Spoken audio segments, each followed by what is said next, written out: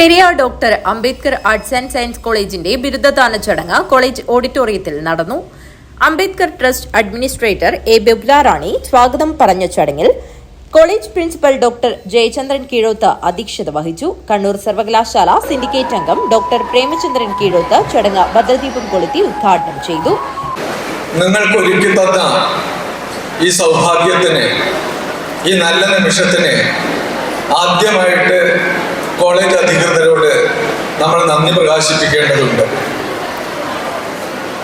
പല കാലങ്ങളിലായി അംബേദ്കർ കോളേജിലേക്ക് വരുമ്പോഴും ഇപ്പോഴെൻ്റെ മുന്നിലിരിക്കുന്ന വിദ്യാർത്ഥികളെ അഡ്രസ്സ് ചെയ്യുമ്പോഴും ഒരേ വികാരത്തോടെയാണ് എനിക്ക് കാണാൻ വേണ്ടി പറ്റുന്നത്.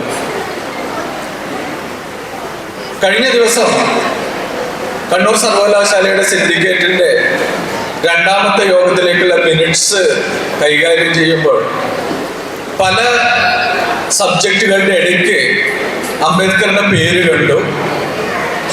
ഇവിടെ നടത്തിയിരുന്ന MSc ഫിസിക്സ് കോഴ്സ് നിർത്തുന്നതുമായിട്ട് ബന്ധപ്പെട്ടാണ് കണ്ടത്.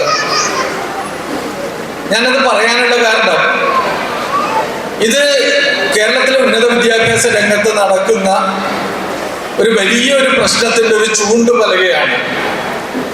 വളരെ പ്രസ്റ്റീജിയസ് ആയിട്ടുള്ള MSc ഫിസിക്സ് ഈ കോളേജിൽ നടത്തിയ, കേരളത്തിൻ്റെ പല ഭാഗങ്ങളിലുള്ള പ്രസിദ്ധ കോളേജുകളുടെ, മാർ ഇവാനിയസ് മുതൽ സേക്രഡ് ഹാർട്ട് വരെയുള്ള ഒരുപാട് കോളേജുകളിലെ ഉന്നത വിദ്യാഭ്യാസ രംഗത്ത്, ഹയർ എഡ്യൂക്കേഷൻ രംഗത്ത് വിദ്യാർത്ഥികൾ പഠിക്കാനില്ല എന്നുള്ള ഒരു അവസ്ഥ ഇന്ന് സംജാതമായിരിക്കുകയാണ്. ബിരുദാനന്തര ബിരുദം പൂർത്തിയാക്കിയ വിദ്യാർത്ഥികൾക്ക് സർട്ടിഫിക്കറ്റുകൾ വിതരണം ചെയ്തു. വിദ്യാഭ്യാസത്തിലൂടെ ആർജിച്ച അറിവും മൂല്യങ്ങളും സമൂഹ നന്മയ്ക്കായി പ്രയോജനപ്പെടുത്തണമെന്നും ഉത്തരവാദിത്വ ബോധത്തോടെയും ആത്മവിശ്വാസത്തോടെയും ജീവിതത്തിന്റെ പുതിയ ഘട്ടത്തിലേക്ക് മുന്നേറണമെന്നും അദ്ദേഹം പറഞ്ഞു. അധ്യാപകർ, രക്ഷിതാക്കൾ, പൂർവ്വ വിദ്യാർത്ഥികൾ തുടങ്ങി നിരവധി പേർ ചടങ്ങിൽ പങ്കെടുത്തു.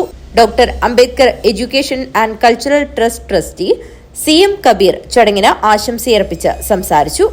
Trust PRO C Muhammad Kunhi, college administrator KV Savithri, വിവിധ ഡിപ്പാർട്ട്മെന്റ് മേധാവികളായ M Sunitha, N Sumitha, MK Sumalatha, AK Chandravathi എന്നിവർ പരിപാടിയിൽ സംബന്ധിച്ചു.